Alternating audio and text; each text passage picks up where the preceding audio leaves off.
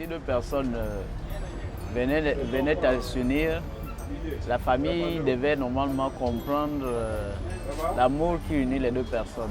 Donc, la famille devra dire, surtout celle de la femme, devra dire que donnez ce que vous pouvez donner. À mon avis, c'est dans ce sens. Maintenant, quand on établit une somme bien précise, c'est du mercantilisme. Nos ancêtres n'exigeaient pas tout ça. Je me rappelle qu'au exemple au Sénégal où j'ai vécu, on demande juste la cola. 3 colas plus quelques présents. Et puis vous vous unissez. Au plus 500 000 pour moi.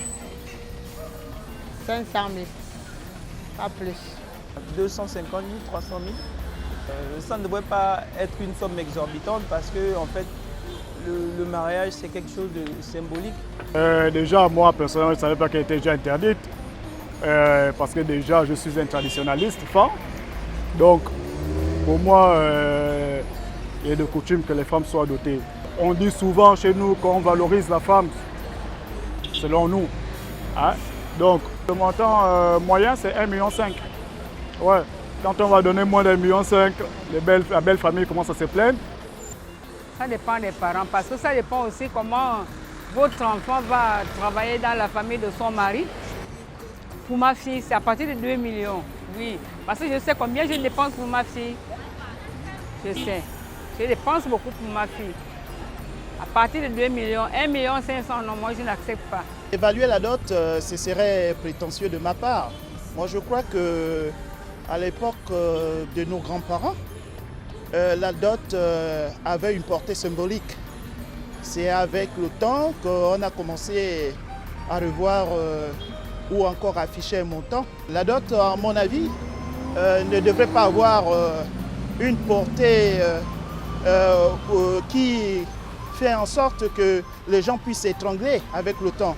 Elle devrait garder son aspect initial, qui est que ça soit une portée, un acte symbolique. Pour moi, c'est un symbole. La dot n'a pas de montant fixe. Chez nous, par exemple, je suis musulman, vous pouvez apporter une somme de 20 000, ça part de 0 à 100 000. Les mariages se font dans le coutume. Et puis, il y a une liste qu'on donne d'abord à celui qui va épouser la femme. Là-dedans, il y a le matériel qu'il faut payer, mais le montant normal, c'est à partir de 1 million. Mais s'il y a les enfants, s'ils ont fait des enfants, donc ça peut aller à 1,5 million ou 2 millions. Logiquement, la dot, elle doit être comme celle de nos anciens, c'est-à-dire qu'elle doit revenir à ce qui était le symbole. Chez certains, c'est la cuillère, c'est du sel, c'est l'enclume. Ça, c'est la dot. Mais celle que l'on voit aujourd'hui, ça, c'est l'achat d'une femme. À coût de millions, vous imaginez?